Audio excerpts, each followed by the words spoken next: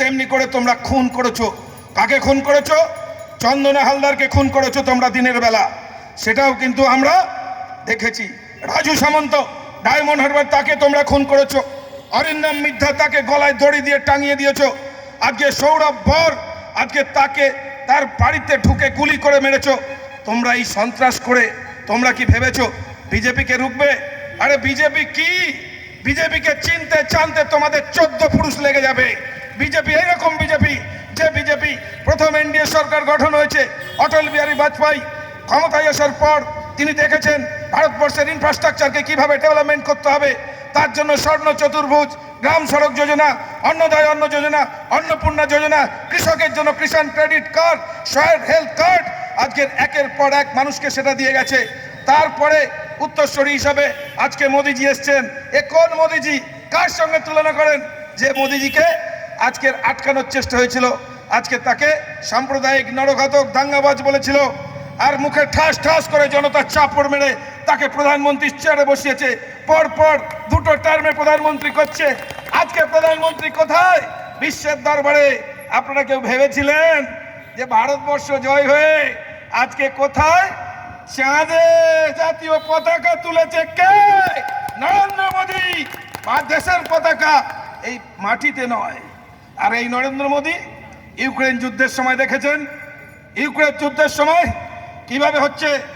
Russia, America প্রত্যেককে আজকের দেখবেন শত্রু এবং মিত্র দুটোকে দুটো বাহুতে আটকে দিয়ে আজকে তাদেরকে পরিচালনা করছে।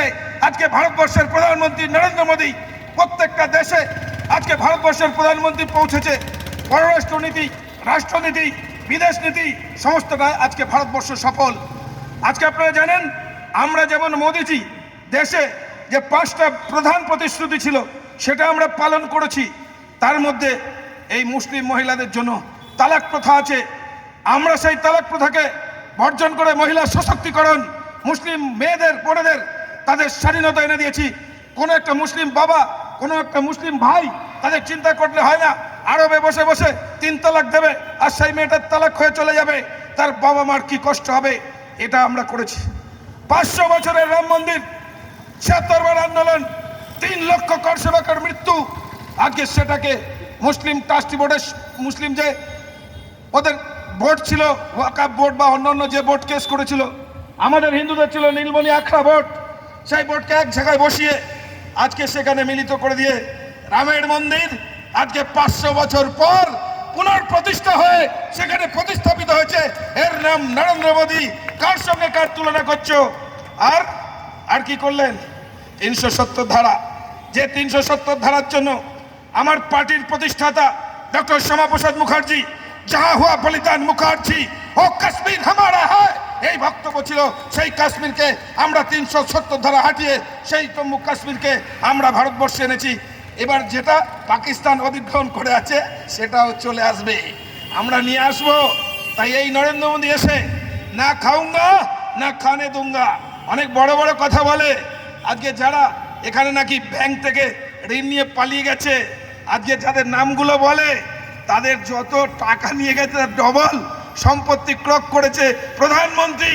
আজকে কেউ জানতে পারতো না বিদেশে কত টাকা আজকে চায় সুইস ব্যাংকে, তার লিস্ট পর্যন্ত একমাত্র নরেন্দ্র মোদী নিয়ে এসছেন এবং পাবলিকের কাছে প্লেস করেছে কত জনের টাকা, কংগ্রেস নেতা থেকে শুরু করে কত নেতার টাকা আজকের সুইস ব্যাংকে আছে।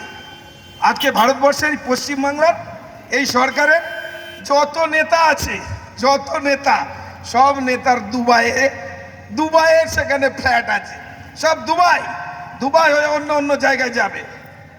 তো এই জায়গায় দাঁড়িয়ে আপনাদের এই সরকার, এই যে তৃণমূল সরকার, আপনার ভবিষ্যৎ, আপনার ছেলেমেয়ের ভবিষ্যৎ, আপনার ভবিষ্যৎ প্রজন্ম কোথায় রাখবেন? কোথায় নিয়ে গেছে? শিক্ষা ব্যবস্থাকে আজকে কোথায় নিয়ে গেছে? যে শিক্ষায় আদর্শ নিয়ে আমরা চলি, যে মাস্টার আমাদের ছেলেরা ভবিষ্যতে তার কাছে তুলে দিই আমার সন্তানকে, এই সন্তানকে মাস্টারমশাই আমার এই সন্তানকে মানুষের মতো মানুষ করো, সমাজ গড়ার কারিগর করো। আজকে সেই মাস্টারকে তুলে দিয়ে আমরা শান্তি পাই। আজকে কোন মাস্টার পড়াবে?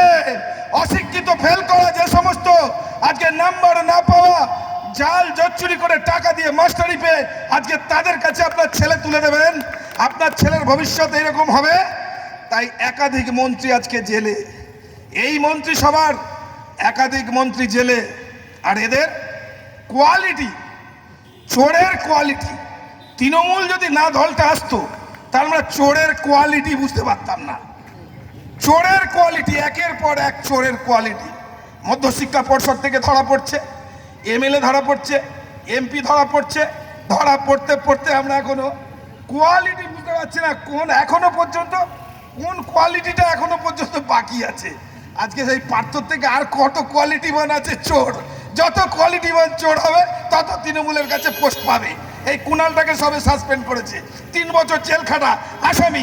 আজকে সে নাকি পার্টির মুখপাত্র। আরে কি পার্টি রে বাবা, এ গাজন পার্টি না বাজনা পার্টি? হ্যাঁ, মুখপাত্র নাকি আছে, হয়েছে চোর, চুরি করা, জেল খাটা আসামি। তো এইরকম চলছে চোর ধরতে ধরতে। আর এখানকার যে সমস্ত পঞ্চায়েতের ওই সদস্য